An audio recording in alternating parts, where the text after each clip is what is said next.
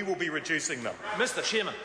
Mr. Chairman, I have got to take on the economic lunacy that we have just heard from the Deputy Leader of the Labor Party.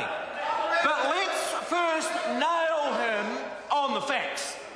He just claimed that only 2.5% of New Zealanders own shares now in Mighty River Power. Well, let me tell the member this. 14 of the 17 KiwiSaver managers bought shares in Mighty River Power.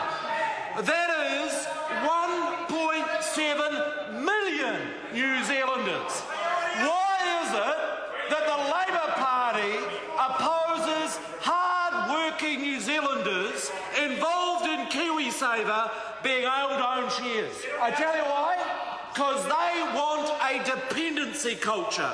They cannot stand the idea of ordinary New Zealanders investing in their own country.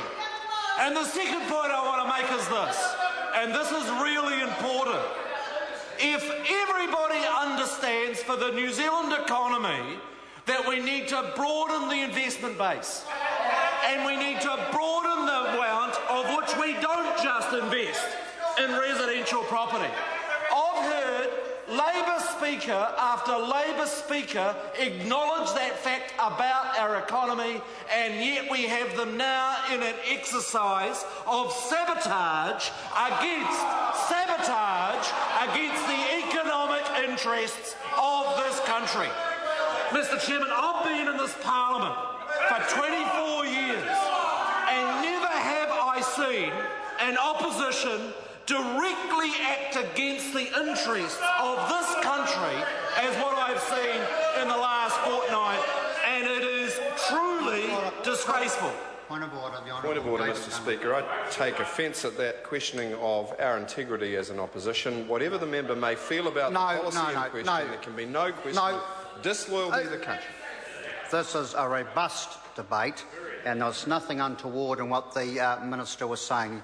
The Honourable Dr Nixon. And then I heard the Deputy Leader of the Labor Party say the Labor Party is very concerned about power prices. Well, how come they went up by 72% in the 9 years that you were government, Mr Robertson? 72%. Absolutely disgraceful. And here I want to come to the true economic lunacy of Grant Robertson. He said this: Labor will base the power price on a fair return on the historic investment. A fair price, Mr. Chairman, on the historic investment. Well, let's apply that logic to housing. Let's say I've got a house that was built 30 years ago and cost $4,000 to build. What Labor's saying is you base the rent based on it being worth $4,000 from all those years ago. Could a housing market possibly work like that? That's what your policy is. That's what this members somehow believe is sensible. It is lunacy. The last point I'd make is this.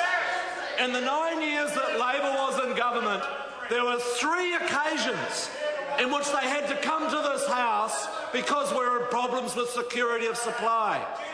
Interesting, last year, we actually had a drier year than any of the last 20. And what members opposite are being reckless and irresponsible is in terms of security of supply. Because I say this to the House: there will be absolutely no investment in new generation under this economic lunacy, and if we want to compromise the future of New Zealand, you go down that track of reducing investment in power. The policy is a lunacy. Labor is playing politics. It is conducted an act of economic sabotage. They should lower their head in shame. David Parker. You know the National Party's on the wrong side of an argument when they